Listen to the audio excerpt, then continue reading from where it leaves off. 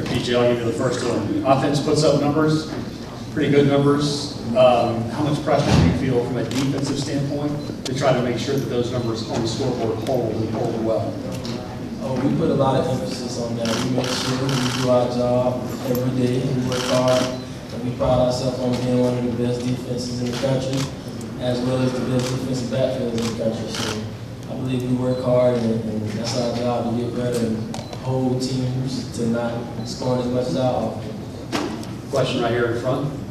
PJ, Dan Store Broadcast Media. Kind of going off of that, we hear so much about James Winston and the offense, what they can do to throw the ball. You going up against it with the other guys in the secondary, how do you define Florida State secondary? And looking at your game, what are you expecting of yourself right now?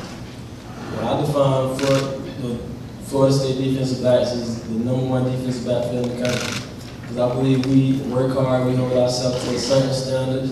And last year we was also one of the top defensive backfields in the country. So every year we look to get better, and also myself just looking to get better every day out there on the field and working hard and trying to be a leader for my team as well as everybody else. Back row this side. Mandy Mitchell from WRAL in Raleigh. As the defending national champ, what do you think of the new college football playoff system? Oh, I think it's cool. I think it's good that we play an extra game, an extra big-time game, and it's just like playing a whole nother bowl game. So it's like playing 2 bowl games and playing in 2 big-time games and competing at a high level, because we love it. The more games, the better. The more times we can be on that big stage, the better. So we love it. What's the personality of the defense these days? My personality is just to be mean, be physical, compete at a high level, and just work on being the best defense in the country. Just on every element, defensive backs, linebackers, defensive line, getting pressure on quarterbacks, making turnovers, and just keeping the offense from getting points on the board. Go to the very back here. PJ Mark Larson from Syracuse. This, I think, will be your 3rd defensive coordinator in 3 years. How have you guys managed not to miss a beat so far?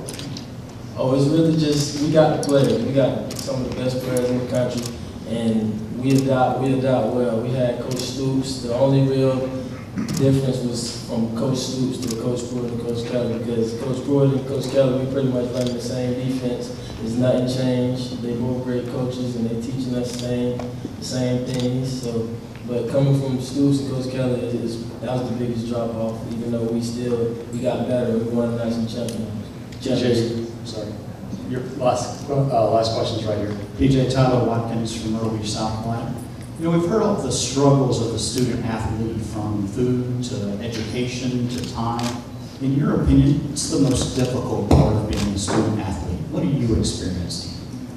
Well, just the most difficult part for me is just coming from high school. Just the days are much longer. You're always tired. So you coming from school to practice to tutoring and stuff like that. But that's just something you gotta adapt to.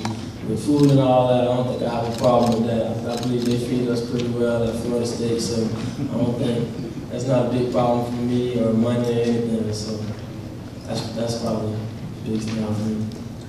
PJ, thank you.